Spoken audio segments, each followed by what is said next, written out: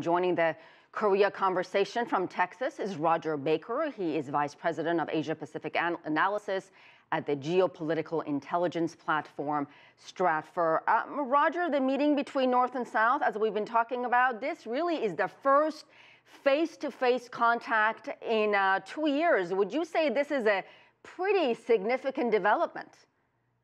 Well, I think it's a significant development, but not necessarily toward the end of the North Korean nuclear program. It's a significant development in the concept of managing the expectation of imminent war on the peninsula, but it's not at a stage of addressing the longer-term issues, and those are going to continue to be questions of whether or not the U.S. is willing to accept or live with a nuclear-armed North Korea with a long-range missile capability. All right, but you got to start somewhere. At least they're talking face-to-face. Can you walk us through what we can expect from this round of negotiations, which is supposed to really focus on DPRK's participation in the Olympics?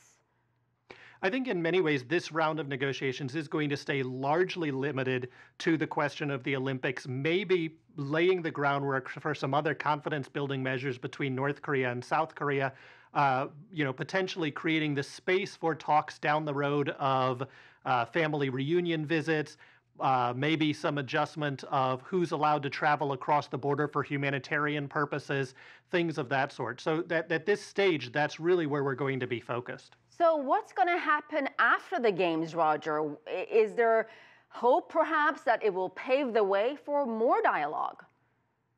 Well, I think that the North Koreans and the South Koreans are very eager for continued dialogue, both of them as a way to reduce, again, this sense that the United States is looking at imminent military action on the peninsula. For the South Koreans, they've already stated that they're willing to have dialogue about more immediate issues and more basic elements of inter-Korean security without the precondition of needing to force those talks immediately into discussions of nuclear disarmament of North Korea. Over the long run, this will keep a slight difference between the Americans and Seoul in regards to what the core policy is on how to shape North Korean behavior. But certainly, as the Chinese have been saying for a very long time, at least dialogue in and of itself is less dangerous than no dialogue. Let's move to Seoul and Washington postponing their joint military drills that they do every year. Defense Secretary Jim Mattis says this was not a political gesture, but a practical matter. What does that mean? Well, I mean, the reality is it's very hard to mobilize this type of training exercise while the South Koreans are trying to also simultaneously host the Winter Olympics and the Paralympics.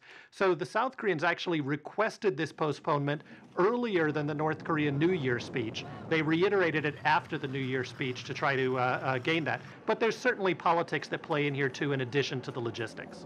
Rodger Baker, thank you so much.